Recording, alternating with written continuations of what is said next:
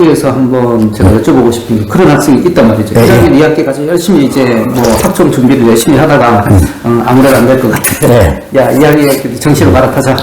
그럼 그런 학생들을 위해서 학교에서 어떤 프로그램을 하나요? 프로그램에 있어서 사실 1학년 때부터 저희들이 그 3년 전부터 그때 오셨을 때부터 수시 정시를 위한 트랙 중에서 1학년 때부터 이미 정시를 준비하는 학생들은 우리가 수시에 그 필요한 7, 8교시 시간 사이 대부분 프로그램이 수시에 대한 프로그램인데 이걸 하지 말고 정시에 관한 그런 프로그램을 만들어 놓고 방과후라든지 특강을 만들어 놓고 야간 특강은 전부 정시를 위한 겁니다. 토요일도 마찬가지. 토요일도 수시 말고 정시를 위한 매주 모의고사를 보거든요. 매주 모의고사를 보고 올해는 한 단계 더 나가가지고 그런 학생들을 위해서 3학년의 시수가 좀 적어서 단위수가 좀 적어서 목요일 6, 7교시에 정시를 위한 모의고사 푸는 학생들을 위한 6, 7교시를 만들었어요. 그리고 정시를 위한 학생들은 6, 7교시에 모의고사를 풀 수 있는 타임이 하나 있고 토요일 오전에 풀 수 있는 타임이 있고 이렇게 작년보다 타임은 하나 더 늘렸죠. 그리고 이제 나머지 시간 사이 안에 자기가 충분하게 인강을 들을 수 있는 시간들을 8, 9교시 사이에 확보를 해놨죠. 그래도 실제적으로 정시 실적이 나오는 게 힘들죠, 그죠? 정시는 그렇죠. 당연히 열심히 노력함에도 불구하고 참. 예, 정시는 정말 한두 개의 문제 차이로 인해 가지고 학생들 역량도 있어야 되고 그게 운도 있어야 되고 뭐 여러 가지가 있어서 정시는 정말 성적을 내는 것이 만만치가 않다. 그리고 뭐 각 수도권의 학교에서 발표하는 데이터도 그 해에 성공해서 그걸 내가는 애가 뭐 몇 명 됩니까, 솔직히 이야기해서. 뭐 휴문이나 중동에서 40명 합격해야 되는데 거기에 재학생이 반 안 될걸요? 그렇죠. 반은 무슨 반. 제가 그래서 흔히 하는데. 그러니까 재수, 삼수를 다 합해서 뭐 그 정도인데, 그러니까 그 정도로 공부를 잘하는 학생들도 정시에 점수를 내는 것이 만만치 않은 상황인데, 마찬가지 상황이 아닐까? 라는 생각을 합니다, 여러 가지로. 제가 학부모들한테 제가 여기서 한 가지 말씀드리면 수능이 참 힘듭니다, 생각보다. 그리고 학생들한테 굉장히 잔인한 거라고 생각해요, 제가 보기에는. 왜냐하면 11월 마지막 우리가 목요일 날 한번 땡 시험 치고 끝나버리잖아요. 3년간의 모든 이렇게. 그렇죠. 굉장히 잔인합니다. 몇 번 볼 수 있는 시험도 아니고 딱 3년을 거쳐서 한 번 보는 걸로 끝나니까 그러다가 안 되면 또 재수해야 되잖아요. 제가 아는 학생 중에도 지금 삼수, 사수하고 있는 학생들이 있는데 어머님들이 생각을 이제 한번 바꾸셔가지고 수시 쪽을 한번 학점 쪽으로 생각해 보시는 것도 좋은 방법이라고 생각합니다. 이게 자기 자신의 진로 선택에 대해서 많은 경험을 하게 되니까요.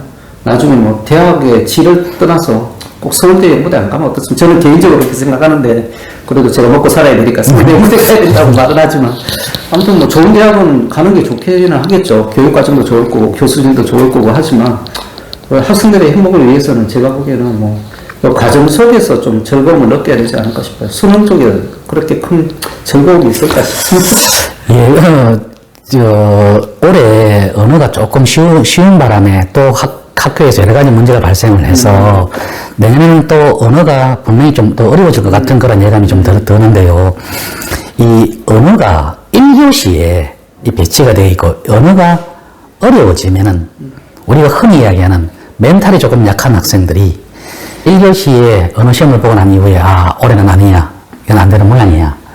다 어렵기 때문에 학점하러 오는 게 아니고 다 어렵기 때문에 참고 2, 3, 4교시를 풀면 되는데 다 어렵다는 것을 자기는 다 모르잖아요. 시험 보고 있는 상황에서. 문제가 어려워지는 순간 멘탈이 조금 부족한 경우는 필히 실패합니다. 저희에도 1교시에 이야기 많이 하거든요. 어려우면 너무 어려운 게 아니야. 다 어려우니까 2, 3, 4까지 열심히 풀어야 돼. 라고 하는데 몇 명씩은 1교시 문제가 극히 어려웠을 적에 1교시만 보고 집에 가는 학생도 많이 있습니다. 그렇겠죠. 예. 참, 정시는, 수능은 참 힘든. 예, 힘든 것 같습니다. 예, 그리고 이제 어머님들이 또 궁금하게 여기는 게 뭐냐면 이제 김초보는 이렇게 서울과 좀 떨어져 있잖아요. 그러니까 이제 사교육받기 힘들 거다.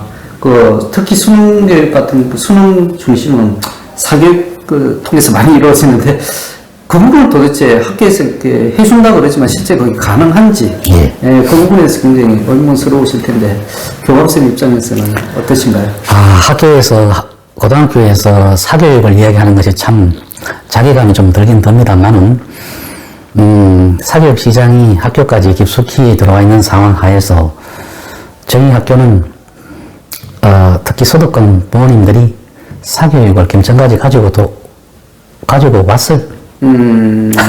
어찌 이야기하면 되는지 모르겠는데, 사교육을 김천까지 가지고 와서 학교 옆에 이미 성업 중에 있습니다.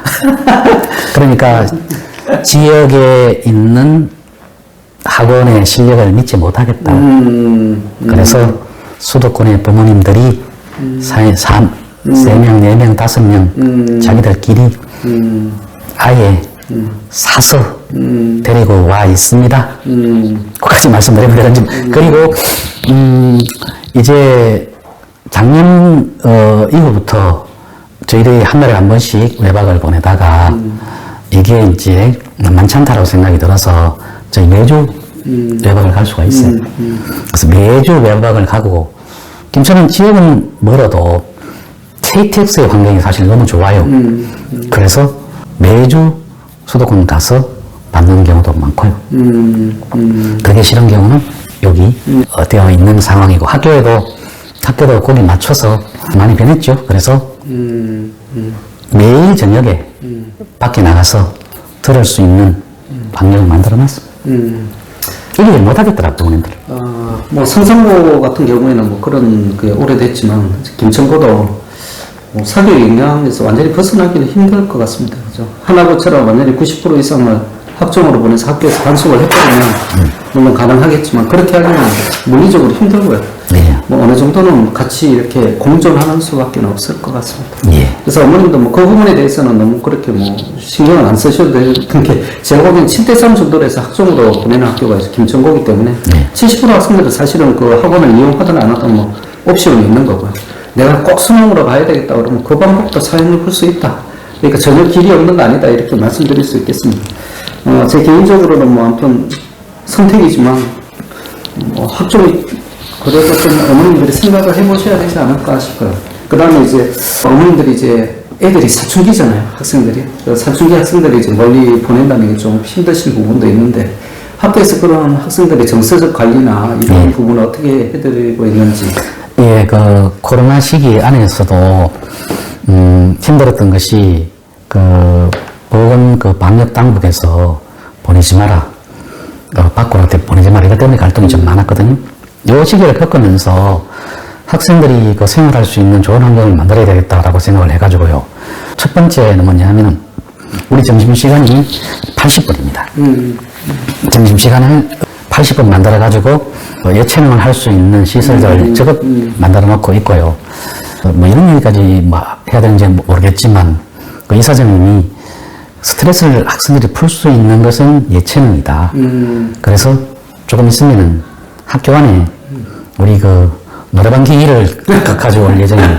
좀 있으면 설치가 됩니다. 이동식 부스형. 그리고 저쪽에 보시면 코인 노래방식으로 그런 코인 노래방을 통째로 그래서 비는 시간 사이에 자기 노래도 부르고 또 마음 우울할 적에 들어가서 혼자 가서 노래도 부르고 그리고 점심시간에 이제 다음 주부터 우리 음악 밴드에서 점심시간을 이용해서 노래도 이제 공개 콘서트도 하고 작년에 이제 만들어진 체육관 저쪽에 있습니다. 저걸 이용해서 체육도 완벽하게 하도록 하고 그리고 끊임없는 이제 상담, 개별 상담이지요. 그걸 통해 가지고 학생들이 적응하기 힘든 여러 가지 부분에 대해서 조금 신경 쓰고 있는데 확실히 이제 코로나 이후에 그런 활동들을 많이 하고 이제 하다 보니까 오실 적에 혹시 보셨는지 모르겠지만 남자 학교라서 그런지 몰라도 여기 운동장의 주변에 학생들이 요 학교에 체육만 하는 게 아니고 안쪽으로 체육관으로 해가지고 나름대로 이렇게 스트레스를 해결할 수 있는 여러 가지 방안들을 적극 모색하고 있는 중입니다. 네. 아무래도 뭐 체육이 굉장히 중요한 것 같습니다. 특히 남자 고등학교 학생들 입장에서는. 예, 그래서 이제 또 특히 1학년 같은 경우에 다 공부 좀 한다고 생각하다가 중간고사쯤 되면 이제 위기가 오죠. 뭐 10등 안쪽에 이렇게 하다가 난생 처음 200 몇 등 이런 거 받으면은 부모는 학생들도 위기에 봉착하고 있는데, 그래서 이제 그 이후에 학년 단위로 해가지고 또 상담이나 또 활동을 할 수 있는 그런 시간적인 타임을 계속 만들고 있는 중입니다. 오늘도 그 시기를 언제쯤 하면 좋겠는가 그런 부분을 좀 생각하고 있는 중입니다. 제가 듣기로는 그 김천고 재직하고 계시는 선생님들 평균 연령이 굉장히 낮으시다고 말씀 들었는데 실제 어떻습니까?